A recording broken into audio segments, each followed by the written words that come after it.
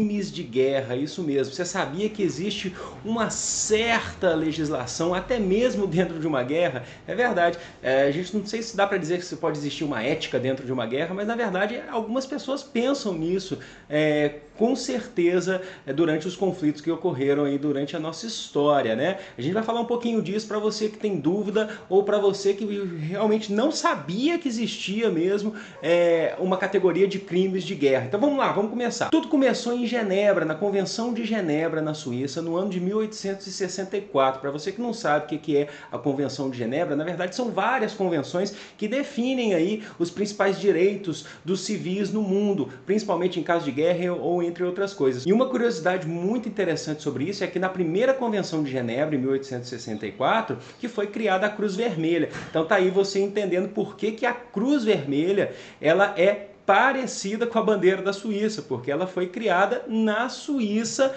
durante a primeira Convenção de Genebra. Mas na verdade os crimes de guerra mesmo, eles têm uma relação muito forte com as guerras mundiais. A Primeira Guerra Mundial de 1914 e a Segunda de 1939. Os principais crimes de guerra são tortura a prisioneiros. Você não deixa um prisioneiro de guerra ter as condições mínimas de saúde, higiene pessoal, né? Ele precisa ter uma condição humana de sobrevivência, mesmo ele sendo um prisioneiro.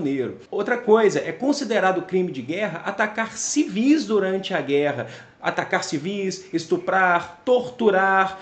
Outras coisas são consideradas crimes de guerra. Além da tortura, é proibido também a escravização de prisioneiros ou de civis. É proibido também o extermínio de pessoas durante a guerra. Então são direitos que tanto os militares prisioneiros quanto os civis eles precisam ter durante o período do conflito. Você precisa ter condições mínimas de higiene, como eu já falei aqui, de saúde, de alimentação, mas a gente sabe que nem sempre funciona assim. Na verdade, na maioria das vezes não funciona assim. Uma outra coisa muito importante, agora falando um pouquinho mais sobre uma atitude de um exército, é proibido em guerra utilizar armas químicas. E isso foi violado muito assim na Primeira Guerra Mundial, quando os alemães usaram vários gases para combater os inimigos lá dentro das trincheiras. Ali você não tinha muito para onde correr e acabava fazendo uma destruição em massa mesmo, com os soldados inimigos acabavam morrendo mesmo assim. Então isso foi proibido durante a guerra. Também é proibido em guerra utilizar crianças nos combates. Isso foi definido principalmente pela Quarta Convenção de Genebra, que foi feita após a Segunda Guerra Mundial. Por que isso foi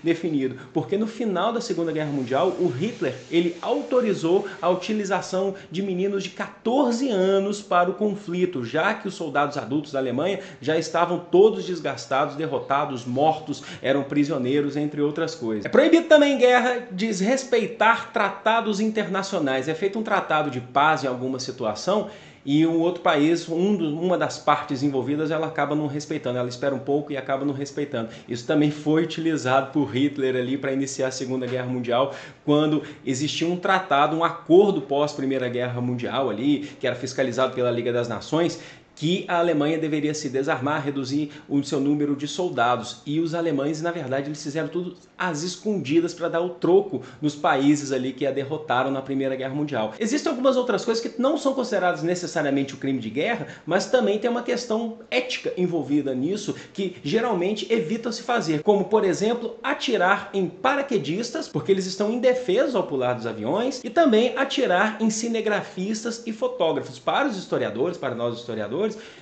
infelizmente, claro que ninguém gosta de guerra, mas os fotógrafos e cinegrafistas eles deixaram um registro imenso sobre a Primeira Guerra Mundial e a Segunda Guerra Mundial. Se não fossem eles, hoje a gente teria um material muito reduzido de documentos sobre a Primeira Guerra Mundial e a Segunda Guerra Mundial. Então evita-se atirar em fotógrafos e cinegrafistas, que eles geralmente os fotógrafos e cinegrafistas eles andam armados sim, mas não andam com metralhadoras, eles andam com armas calibres menores para defesa pessoal, às vezes com armas brancas para defesa pessoal, né? Então assim, eles são importantes para o conflito porque eles deixam a marca, eles mostram na história, eles deixam para a posteridade o que aconteceu naquele momento. E após a Segunda Guerra Mundial, vários crimes de guerra foram julgados ali no Tribunal de Nuremberg, na Alemanha. Então aí que entra a questão da da punição a todos aqueles que cometem o crime de guerra. Não é necessariamente um soldado, se um sujeito, se uma pessoa, um comandante, da alta patente de um exército, ele mandou fazer aquilo tudo, ele é julgado como pessoa física, mas também é julgado o exército ou a nação. O Tribunal de Nuremberg foi muito claro nisso, quando ele começou a julgar aqueles crimes dos nazistas ali após a Segunda Guerra Mundial. O Tribunal de Nuremberg foi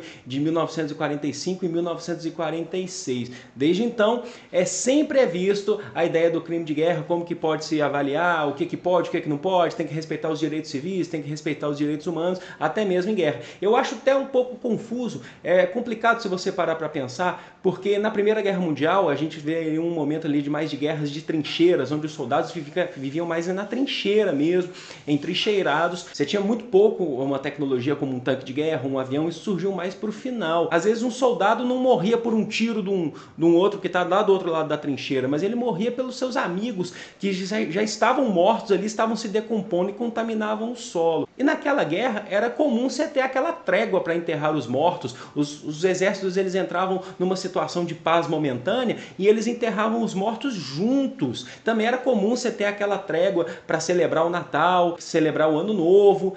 E depois de alguns minutos, depois de algumas horas, na verdade, eles voltavam para o conflito. Isso é muito confuso de entender, porque, mas na verdade os soldados, vários soldados que estão envolvidos no conflito, eles nem sabem por que eles estão lutando porque defendem uma nação. Talvez isso seja um pouco difícil de entender aqui no Brasil, porque aqui a gente não tem muito essa ideia de vou defender a minha nação independente do que esteja acontecendo. Mas isso é muito comum na Primeira Guerra Mundial e até mesmo na Segunda Guerra. E você sabia que no artigo 5º da Constituição Brasileira, dessa Constituição atual, essa Constituição nossa de 1988, a Constituição Cidadã, é definido sim que o Brasil tem pena de morte em caso de guerra. Se há um desrespeito, né, se o Brasil estiver numa situação de guerra e acontece algum crime de guerra contra algum soldado brasileiro ou alguma outra coisa, ou mesmo de um soldado brasileiro contra um outro exército, o Brasil tem que julgar isso. O artigo 5º, inciso 48, diz: não haverá pena de morte, salvo em caso de guerra declarada nos termos do artigo 84, inciso 19.